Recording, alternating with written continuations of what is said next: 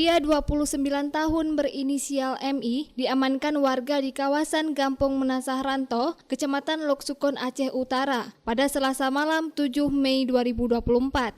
Pria tersebut kepergok mencuri tabung gas LPG 3 kg di kios milik Winda warga setempat.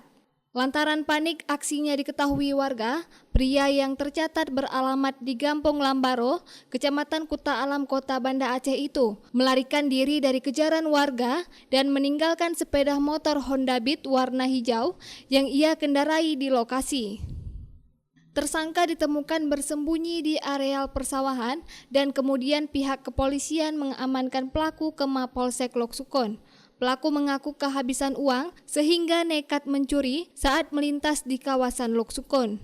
Hasil pemeriksaan terungkap sepeda motor yang digunakan pelaku ialah sepeda motor curian yang tercatat dilaporkan korbannya di Polsek Rumbai Polresta Pekanbaru pada 3 Mei 2024 lalu.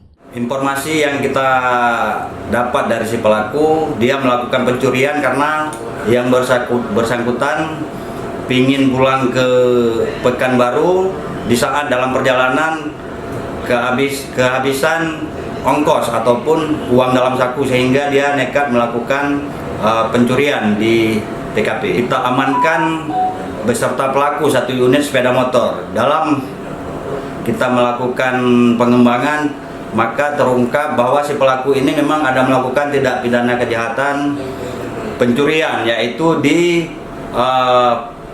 wilayah Pekanbaru Riau, yaitu tepatnya di Polsek Rumbai. Di sana kebetulan memang ada LP yang dibuat oleh si pelapor.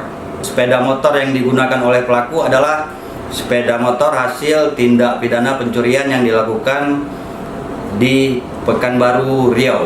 Langkah selanjutnya yang akan kita lakukan tentunya kita akan tetap melakukan koordinasi dengan Polsek Riau, dalam hal ini Polresta Pekanbaru, untuk kita lakukan penyelidikan lebih lanjut terhadap si pelaku ataupun tersangka.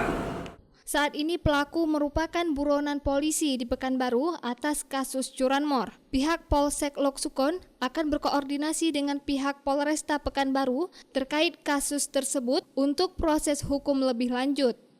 Dari Aceh Utara, Saiful Bahri melaporkan untuk Puja TV Aceh.